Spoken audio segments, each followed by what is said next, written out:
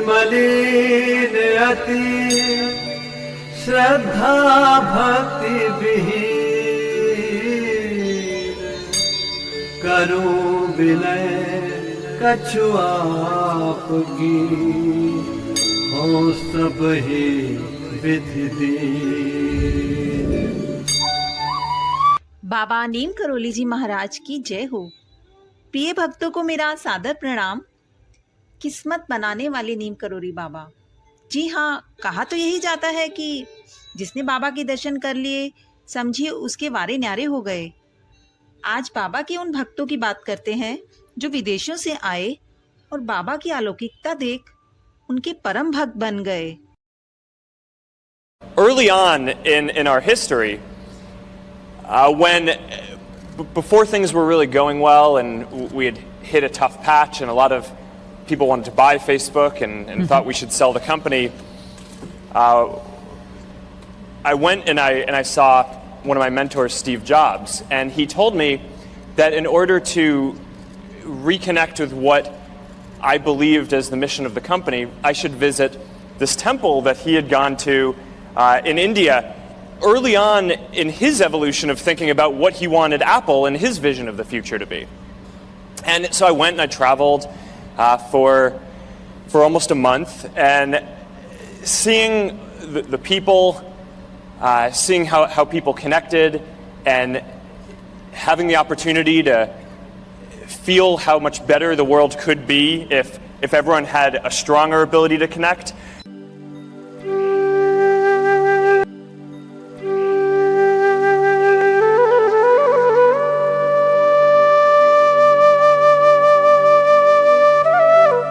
बाबा के भक्तों में फेसबुक के मालिक मार्क जुकरबर्ग तो एप्पल के मालिक स्टीव जॉब्स बाबा के आशीर्वाद और मार्गदर्शन से खरबों की कंपनी के मालिक बन गए। हॉलीवुड अभिनेत्री जूलिया रॉबर्ट भी बाबा के भक्तों में से एक हैं।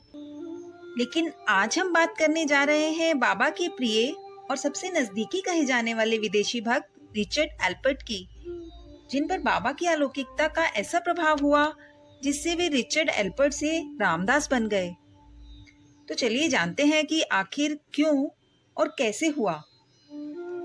रिचर्ड एल्पर्ट, जो कि एक महान गणितज्ञ थे, हार्वर्ड यूनिवर्सिटी अमेरिका में सन 1967 में भारत आए और संयोगवश महाराज के एक अमेरिकी भक्त के साथ दर्शन करने भूमिधार आश्रम नैनीताल पहुंचे। उस वक्त रिचर्ड LSD पर अध्ययन कर रहे थे। बाबा के कहने से उन्होंने प्रसाद ग्रहण किया और बाबा के पास पहुंचे।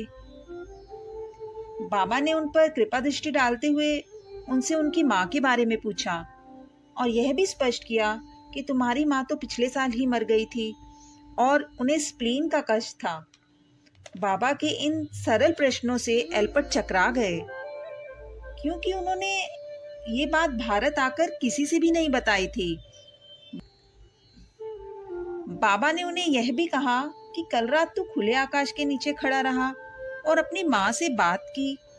तेरी माँ ने तुझे क्या कहा? यह घटनाएं तो नैनीताल से कई सौ किलोमीटर दूर की थी। रामदास निशब्द खड़े थे, क्योंकि बाबा उससे वो सवाल पूछ रहे थे जो सिर्फ एल्बर्ट ही जानते थे। ये पहला पड़ाव था जब एल्बर्ट को समझ आ गया कि उसकी यात्रा पूर्ण हो गई है और वह सही ठिकाने आकर लगे हैं। बाबा के अगाध प्रेम, ज्ञान, हास्य एवं शक्ति के दर्शन उन्हें होने लगे और आप वास्तव में बिना किसी औपचारिकता के साधु हो गए। बाबा ने उन्हें रामदास का नाम भी दे दिया। एक और घटना इससे जुड़ी हुई है जो कि अत्यंत ही रोचक और रोंगटे खड़े कर देने वाली है। रामदास चूंकि LSD पर प्रयोग कर रहे थे और काफी सारी LSD के साथ वे भारत आए थे, तो एक दिन नैनीताल में कैची धाम में वो बाबा के पास आए और बाबा से बोले, मेरे पास स्वर्ग का असली मार्ग है, आप लोगे तो स्वर्ग का रास्ता खुल जाएगा। बाबा बोले, क्या है तुम्हारे पास, दिखाओ दिखाओ मुझे। तो रामदास ने थोड़ी सी LSD की गोलियां बाबा के हाथ में रख दी और बाबा से कहा कि इतनी ही काफी हैं। पर बाबा नहीं माने और कहने लगे, और कहाँ है, दिखाओ मुझे। वो काफी ज्यादा मात्रा में थी और रामदास ने मुट्ठी भरकर रखी हुई थी। इतनी रामदास के लिए कई दिनों तक चल जाती। बाबा बोले, लाओ ये सब मुझे दो। तब रामदास ने मुट्ठी भरकर LSD बाबा के हाथ में थमा दी। बाबा एक बार में ही सारी LSD निगल गए और बस वहीं बैठे रहे और जो भी कर रहे थे करते रहे। रामदास वहां बैठे बैठे बस यही सोच रहे थे कि इस आदमी में अब विस्फोट होने ही वाला है और वो मरने वाले हैं। पर बाबा में LSD का कोई लक्षण तक नजर नहीं आ रहा था और बाबा बस अपना काम करते जा रहे थे। बाबा रामदास को बस इतना बताना चाहते थे कि वो अपने जीवन को इन बेकार की चीजों में बर्बाद कर रहा है और यह चीजें उन्हें कहीं पार नहीं लगाने वाली। यह सब रामदास के लिए बाबा के प्रेम के कारण, या फिर कह सकते हैं कि रामदास की स्वयं की लगन और ग्रहण करने की इच्छा के कारण हुआ। निश्चित ही यह आयाम उनमें उतर गया। रामदास खुद की क्षमता के कारण रामदास नहीं बने और ना ही अपनी साधनाओं से वे रामदास बने। वो रामदास बन पाए तो सिर्फ इसलिए क्योंकि उन्होंने अपने जीवन में एक समझदारी भरा काम किया। वो नीम करोड़ी बाबा जैसे महान व्यक्ति के साथ बैठे और उनके एक खास पहलू को आत्मसात किया। नीम करोड़ी बाबा कई खिड़कियां खोलना चाहते थे, तो इसलिए बाबा ने एक खिड़की बनाकर उन्हें वापस अमेरिका भेज दिया। इस तरह रामदास ने अमेरिका में जाकर बाबा के भक्तों से संपर्क किया और अनेकों कथाओं का संकलन कर पुस्तक प्रकाशित की। जय हो बाबा नीम करोड़ी, जय हो गुरुदेव जी महाराज।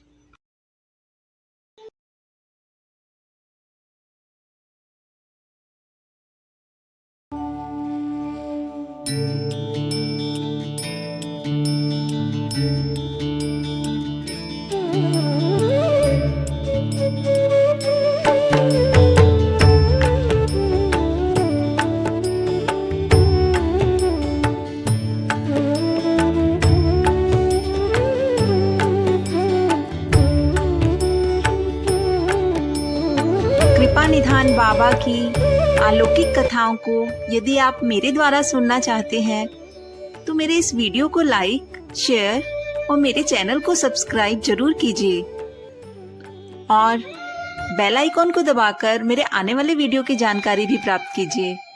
धन्यवाद।